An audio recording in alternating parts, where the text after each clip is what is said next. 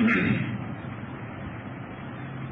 بالله السميع العليم من الشيطان الرجيم من همزه ونفخه ونفثه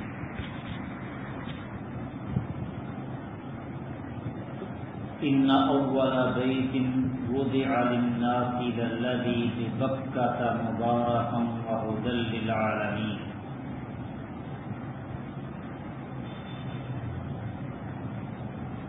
ان اول بیت بے شک پہلا گھر وضع للناس جو لوگوں کے لیے مقرر کیا گیا للذی یقیناً وہی ہے جو ببکہ مکہ میں ہے مبارکاً بڑی برکت والا وہدی اور ہدایت والا للعالمین جہانوں کے لیے جہان والوں کے لیے.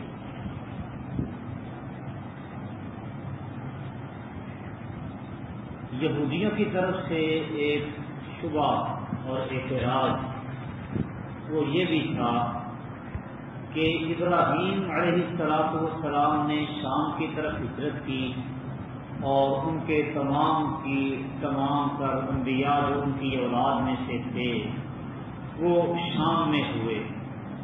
ان کا قبلہ بیت المقدس تھا اور مسلمانوں نے اس قدیم قبلہ بیت المقدس کو چھوڑ کر کعبہ کو اپنا قبلہ بنا لیا. تو یہ ملت ابراہیمی کے متبع کیسے مان گئے؟ ابراہیم علیہ السلام کی جائے ہجرت شام اور شامی انبیاء سارے کے سارے ان کا قبلہ بیت المقدس. تو ملت ابراہیمی تو بیت المقدس کو قبلہ بنانا ہے. یہ مسلمان کعبۃ اللہ کو اپنا قبلہ بنائے ہوئے ہیں. یہ ملت ابراہیمی کے متبع اور اس کے پیروکار کیسے بنتے ہیں؟ یہ ان کا شبہ تھا. اللہ سبحانہ و تعالی نے یہاں اس شبے کا جواب دیا اور فرمایا ان اول بیت وضع للناس للذی ببکہ تھا. سب سے پہلا گھر جو لوگوں کے لیے بطور قبلہ مقرر کیا گیا ہے وہ گھر ہے جو بکہ یعنی مکہ المکرمہ میں ہے. مبارکا وہدی للعالمین یہ بابرکت ہے اور جہانوں کے لیے ہدایت ہے. فیہ آیات بینات اس میں کئی طرح کی نشانیاں ہیں. مقام ابراہیم ومن دخلہ کان آمنا اور جو کوئی بھی اس میں داخل ہوا وہ امن والا ہو گیا. یعنی یہ اس بات کی دلیل ہے کہ ابراہیم علیہ السلام اس گھر کے بانی ہیں کیونکہ اس میں وہ پتھر ہے جس میں ابراہیم علیہ السلام کھڑے ہو کر اسے تعمیر کرتے رہے جسے مقام ابراہیم کہا جاتا ہے. تو لہذا یہی ابراہیمی قبلہ ہے کیونکہ بیت المقدس تو بیت اللہ کے 40 سال بعد تعمیر ہوا.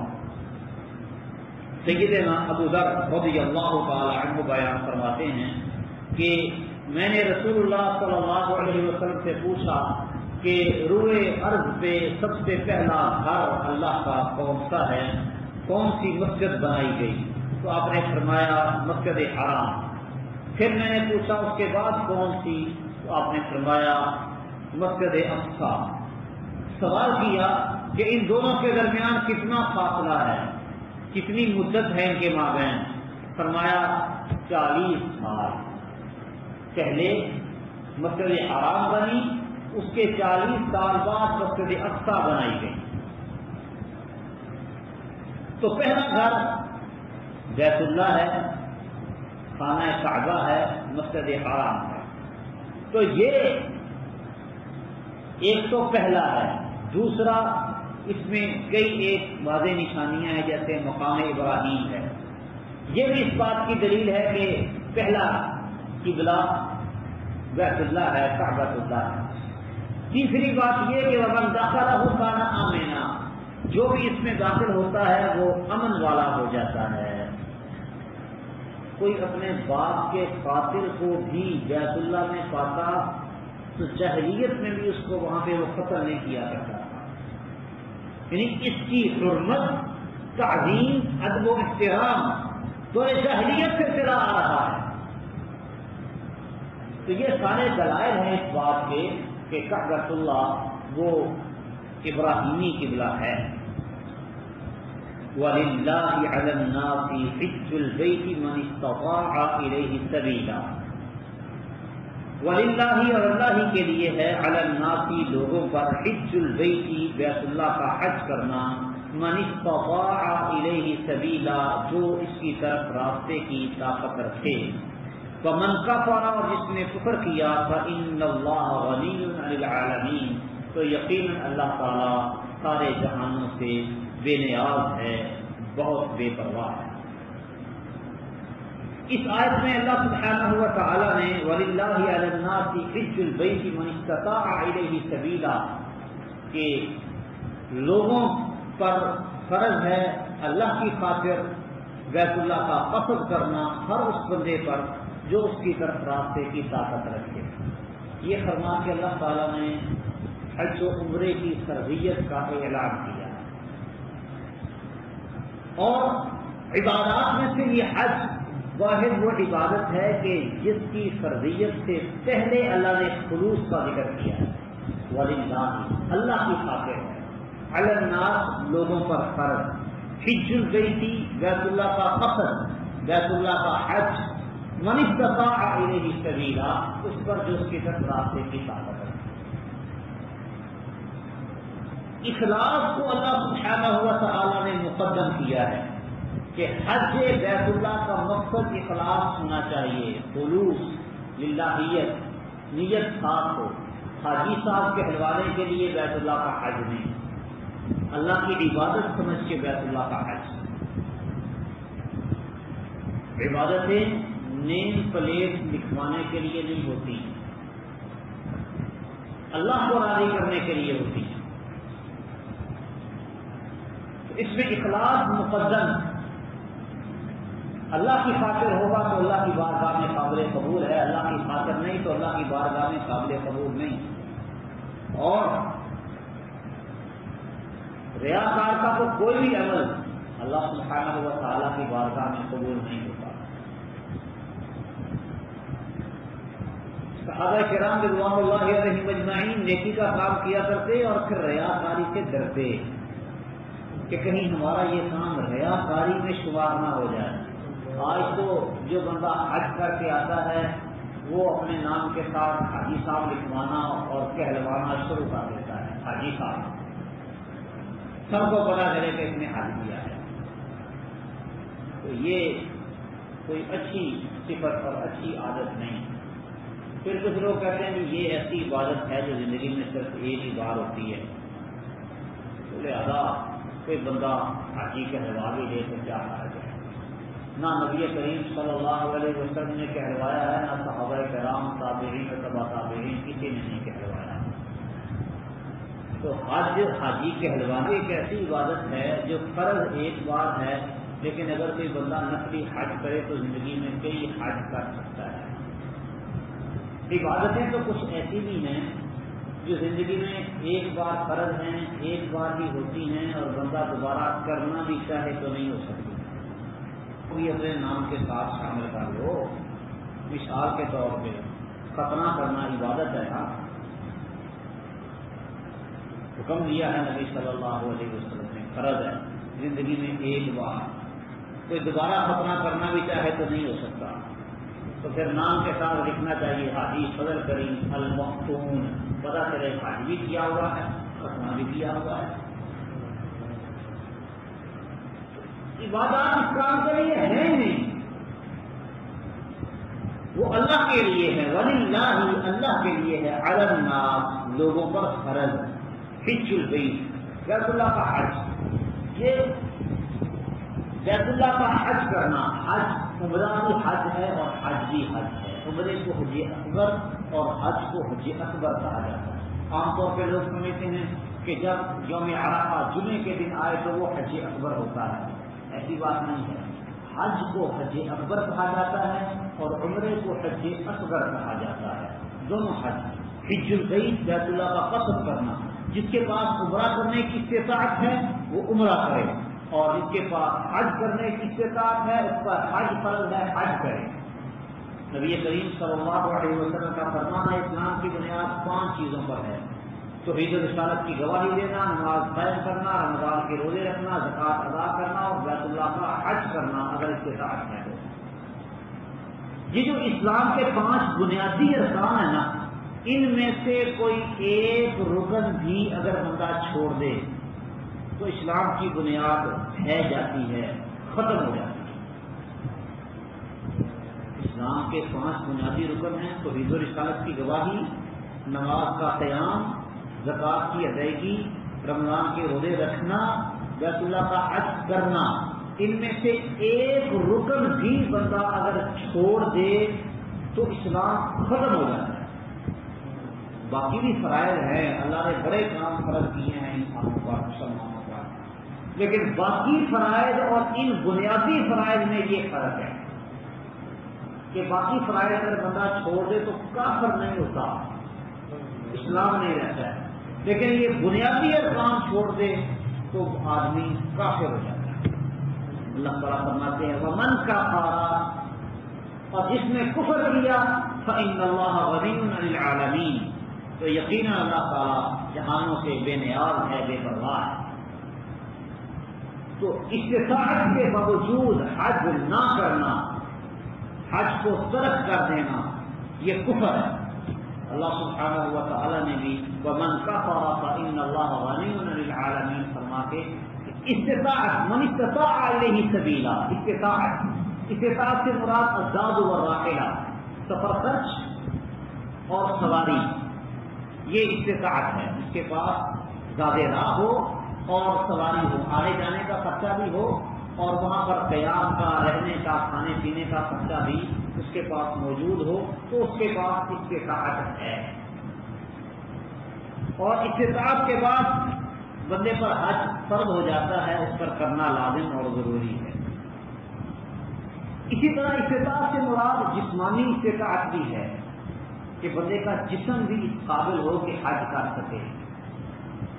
صحت اس کو اجازت نہیں دیتی، اس کا جسم حج کے قابل نہیں ہے، تو پھر وہ خود حج پہ نہ جائے، لیکن اگر مال ہے، جسمانی استطاعت نہیں ہے، مالی استطاعت ہے، تو کسی دوسرے کو حج کروائے،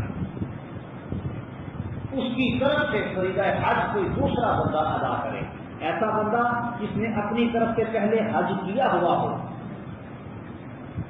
ایک آدمی وہ کہہ رہا تھا لبیک شبرما، اے اللہ میں شبرما کی طرف سے حاضر ہوں۔ نبی کریم صلی اللہ علیہ وسلم اس کے واقع نے پوچھا یہ شبرما کون ہے؟ کہتا ہے میرا بھائی ہے یا قریبی ہے۔ آپ نے فرمایا کیا تو نے اپنی طرف سے حج کیا ہے؟ کہتا کہ نہیں۔ آپ نے فرمایا حج عن نفسک، پہلے اپنی طرف سے حج کر، اس کے بعد شبرما کی طرف سے حج کرنا۔ تو حج بدل، کسی دوسرے کی طرف سے جو آدمی حج کرتا ہے اس کے لیے ضروری ہے کہ وہ اپنی طرف سے حج کر چکا ہو، اور حج اس کی طرف سے کیا جائے گا جس کے پاس بدنی استطاعت نہ ہو۔ خود حج قبیلے کی ایک عورت نبی کریم صلی اللہ علیہ وسلم کے پاس تشریف لائی، کہنے لگی صلی اللہ علیہ وسلم اللہ کا بندوں پر فریضہ ہے حج، اور میرے باپ پر حج اس وقت فرض ہوا ہے کہ جب وہ بہت بوڑھے ہو چکے ہیں اور سواری پر نہیں بیٹھ سکتے، تو کیا میں ان کی طرف سے حج کروں؟ آپ نے فرمایا ہاں اس کی طرف سے حج کر۔ یہ حجۃ الوداع کی بات ہے، صحیح بخاری کی روایت ہے۔ اسی طرح جو آدمی صاحب استطاعت ہے اس پر حج فرض ہے، لیکن مصروفیات کی وجہ سے اور کسی شرعی عذر کی بنا پر حج اس کا رہ جاتا ہے، حتیٰ کہ بندہ فوت ہو گیا. اب اس کے ترکے میں سے قرض ادا کیا جائے گا. سب سے پہلے ترکہ تقسیم کرنے کے لیے سب سے پہلے مرنے والے کے ترکے میں سے اس کے کفن دفن کا بندوبست کیا جاتا ہے. پھر جو مال باقی بچے اس میں سے اس کے قرضوں کو ادا کیا جاتا ہے. پھر جو مال باقی بچے قرضے ادا کر کے اس میں سے 1/3 مال سے اس کی وصیتیں پوری کی جاتی ہے. اگر اس نے وصیتیں کی تو وصیتیں پوری کرنے کے بعد باقی مال جتنا بچتا ہے وہ اس کے ورثاء میں کتاب و سنت کے مطابق تقسیم کیا جاتا ہے. تو قرض کی ادائیگی میں حج بھی شامل ہے. اگر وہ صاحب استطاعت تھا اس پر حج فرض تھا لیکن کسی عذر کی بنا پر وہ حج نہیں کر سکا تو اس کے ترکے میں سے اس کی طرف سے حج کیا جائے گا. یہ حج بھی اس پر فرض ہے. نبی کریم صلی اللہ علیہ وسلم سے پوچھا گیا کہ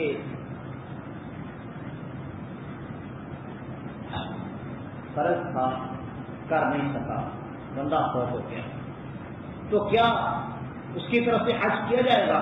تو نبی کریم صلی اللہ علیہ وسلم نے فرمایا فقد اللہ، اللہ کو بھی ادائیگی کرو. فهو احق بالقضاء، اللہ رب العالمین ادائیگی کا زیادہ حقدار ہے. اس کا تم اپنا فرض باقی ادا کرتے ہو، یہ اللہ کا فرض ہے، اسے بھی ادا کرو. اسی طرح نبی کریم صلی اللہ علیہ وسلم نے سے ایک بندے نے پوچھا والد حج عمرہ نہیں کر سکتا، کیا میں کروں؟ فرمایا حج عن ابیک واعتمر، حج عن ابیک واعتمر، اپنے باپ کی طرف سے حج بھی کر اور عمرہ بھی کر. حج کرنے کا بھی حکم دیا، عمرہ کرنے کا بھی حکم دیا. تو جس پر عمرہ فرض ہے اپنی زندگی میں نہیں کر سکا اس کی طرف سے عمرہ کیا جائے گا. جس کے اوپر حج فرض تھا زندگی میں نہیں کر سکا اس کی طرف سے حج کیا جائے گا. زندہ آدمی جس کے پاس مالی استطاعت ہے لیکن بدنی استطاعت نہیں ہے تو اس کی طرف سے حج یا عمرہ جو اس کی استطاعت ہے وہ اس کی طرف سے ادا کیا جائے. اور جو کھٹا کرتا ہے کھاتا پیتا ہے مالی استطاعت بھی ہے بدنی استطاعت بھی ہے اس کی طرف سے حج یا عمرہ نہیں کیا جائے. وہ خود جائے حج کرنے، خود جائے عمرہ کرنے. کئی لوگ ایسے بھی ہیں جہاں کاروبار میں مصروف ہیں اور وقت نہیں دے سکتے. ایسے بدبخت بھی ہیں، کہتے ہیں کہ ہماری طرف سے تم عمرہ کر آؤ حج کر آؤ. تو یہ جو صاحب استطاعت ہے مالی استطاعت بھی موجود ہے بدنی استطاعت بھی موجود ہے، اس کے باوجود حج عمرے کے لیے نہیں جاتا بلکہ کسی اور کو بھیجتا ہے، اس کی طرف سے یہ فریضہ ادا نہیں ہوگا. جو معذور ہے اس کی طرف سے یہ فریضہ ادا ہو جائے گا. من کفر، اس پہ یہ بندہ بھی شامل ہے. استطاعت ہے مالی بھی بدنی بھی لیکن خود نہیں جاتا. من کفر، یہ کفر کرے فإن اللہ غنی عن العالمین، تو یقین اللہ تعالیٰ جہانوں سے بے نیاز ہے، بے پرواہ ہے. حافظ ابن کثیر نے ابو بکر اسماعیلی کے سند سے امیر المؤمنین عمر بن الخطاب رضی اللہ تعالیٰ عنہ کا قول نقل کیا ہے صحیح سند کے ساتھ. کہتے ہیں کہ جو شخص حج کی استطاعت رکھتا ہے اور اس کے باوجود حج نہیں کرتا تو اس کے لیے برابر ہے چاہے یہودی بن کے مرے یا عیسائی بن کے مرے. کلمہ پڑھتا ہے مسلمان ہے کام باقی ادا کرتا ہے استطاعت ہے حج نہیں کرتا، وہ چاہے یہودی ہو کے مرے چاہے عیسائی ہو کے مرے اس کے لیے برابر ہے.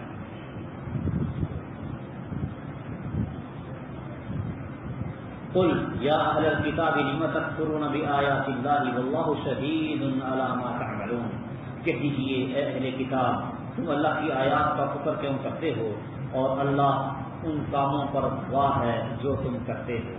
قل کہہ دیجیے یا اہل الکتاب اے اہل کتاب لم تصدون عن سبیل اللہ تم اللہ کے راستے سے اسے کیوں روکتے ہو من آمنا جو ایمان لایا تبغونہا عوجا اس میں کجی تلاش کرتے ہوئے وانتم شہداء اور تم گواہ ہو وما اللہ بغافل عما تعملون اور جو تم کرتے ہو اللہ تعالیٰ اس سے غافل نہیں ہے.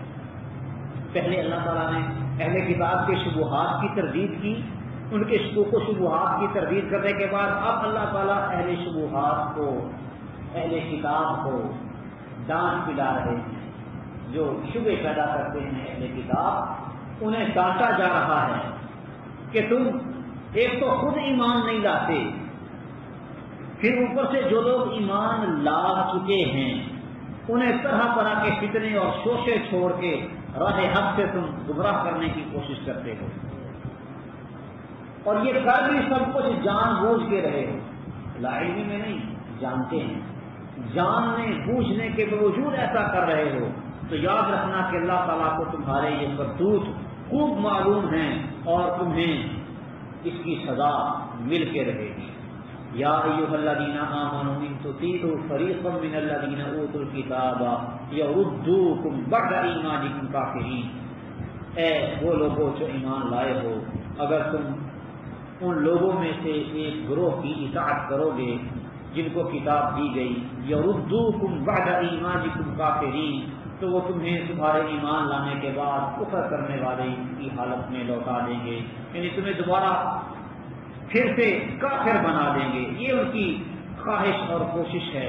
وَكَيْفَ تَكْفُرُونَ، اور تم کیسے کفر کرو گے، وَأَنْتُمْ تُتْلَىٰ عَلَيْكُمْ آيَاتُ اللَّهِ، حالانکہ تم پر اللہ کی آیتیں پڑھی جاتی ہیں، وَفِيكُمْ رَسُولُهُ، اور اس میں اس اللہ کا رسول تمہارے اندر اللہ کا رسول موجود ہے، فَمَن يَعْتَصِم بِاللَّهِ، اور جو اللہ کو مضبوطی سے تھام لے یعنی اللہ کے دین کو، فَقَدْ هُدِيَ إِلَىٰ صِرَاطٍ مُسْتَقِيمٍ، تو وہ سیدھے راستے کی طرف ہدایت دیا گیا۔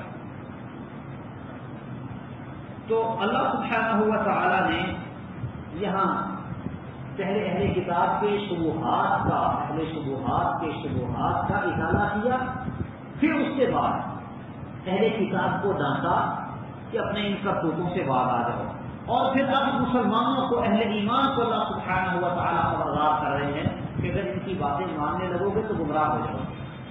ان کی نہ ماننا، جو اللہ نے تم پر وحی نازل کی ہے تم نے وہ ماننی ہے، اللہ تعالیٰ کے نازل کردہ دین کے مطابق تم نے زندگی بسر کرنی اور چلنی ہے۔ ایمان کے بعد کفر کی حالت میں لوٹا دینے سے مراد مسلمانوں کا آپس میں لڑنا بھی ہے۔ چل پڑتے ہیں تو نتیجہ یہ نکلتا ہے کہ مسلمان صرف آپس میں لڑتے ہیں۔ خوارج کا فتنہ جب بھی ظہور پذیر ہوا ہے تو اس کے پیچھے کافروں کا ہی ہاتھ ہوتا ہے، کافر ہی مسلمانوں کے خلاف بغاوت پر ابھارتے ہیں، خارجی لوگ پیدا ہوتے ہیں، فتنہ خوارج ظہور پذیر ہوتا ہے، نتیجہ تر مسلمانوں کی ہی تباہی ہوتی ہے، کچھ تو خون مسلمانوں کا ہی ہوتا ہے۔ اور نبی کریم صلی اللہ علیہ وسلم نے فرمایا تھا میرے پاس تم کافر نہ بن جاؤ کہ یضرب بعضکم رقاب بعض، کہ تم ایک دوسرے کی گردنیں مارنے لگو۔ یہ جو مسلمانوں کا ایک دوسرے کی گردنیں مارنے والا کفر ہے، ایک دوسرے کو قتل کرنے والا، یہ کفر اکبر نہیں، دائرہ اسلام سے خارج ہونے والا کفر نہیں ہے، بلکہ اسلام میں رہ کر کفر ہے۔ مسلمانوں کا ایک دوسرے کو قتل کرنا یہ ایسا کفر نہیں کہ جس کی وجہ اسلام سے خارج ہو جائے، رہتا ہوتا مسلمان ہی ہے، کیونکہ اللہ سبحانہ و تعالی نے دونوں لڑنے والے مسلمان گروہوں کو مومن بھی قرار دیا ہے۔ وَإِن طَائِفَتَانِ مِنَ الْمُؤْمِنِينَ اقْتَتَلُوا فَأَصْلِحُوا بَيْنَهُمَا، فرمایا مسلمانوں کے دو گروہ آپس میں اگر لڑے تو قتل و قتال کریں تو ان کی صلح کروا دو، یعنی آپس میں لڑنے کے باوجود بندہ ایسا مسلمان ہی ہے، لیکن مسلمانوں کا ایک دوسرے کو قتل کرنا یہ کام کفر والا ہے، کام غلط ہے۔ بہرحال دائرہ اسلام سے اس سے بندہ خارج نہیں ہوتا۔ تو اللہ سبحانہ و تعالی نے اہل ایمان کو مخاطب کر کے کہا ہے کہ یہ تمہیں کفر کی حالت میں لوٹانا چاہتے ہیں، اور تم کفر کیسے کرو گے؟ وَأَنْتُمْ تُتْلَىٰ عَلَيْكُمْ آيَاتُ اللَّهِ، تم پر تو اللہ کی آیتیں پڑھی جاتی ہیں، اللہ تعالیٰ کی آیات بینات بھی تم پر تلاوت کی جاتی ہے، اور قرآن کے موجود ہوتے، قرآن کے نازل ہوتے تم کافر کیسے ہو سکتے ہو؟ ابن عباس رضی اللہ تعالیٰ عنہ فرماتے ہیں کہ جاہلیت میں اوس اور خزرج کے درمیان بڑی طویل لڑائی رہی. ایک دفعہ وہ بیٹھے ہوئے تھے تو جو کچھ آپس میں ہوا اوس اور خزرج کے مابین زمانہ جاہلیت میں انہوں نے اس کا تذکرہ کیا. تو وہ دونوں اوس اور خزرج دونوں قبیلے غصے میں آ گئے اور ایک دوسرے کے مقابلے کے لیے اسلحہ لینے کے لیے اٹھے. تو یہ آیت نازل ہوئی وَكَيْفَ تَكْفُرُونَ بِاللَّهِ وَكَيْفَ تَكْفُرُونَ وَأَنْتُمْ تُتْلَىٰ عَلَيْكُمْ آيَاتُ اللَّهِ کہ آپس میں لڑنے والا کفر تم کیسے کر سکتے ہو؟ تم پر تو اللہ کی آیات تلاوت کی جا رہی ہیں. مطلب اسے منع کیا. وَفِيكُمْ رَسُولُهُ تمہارے اندر اللہ کا رسول بھی موجود ہے. نبی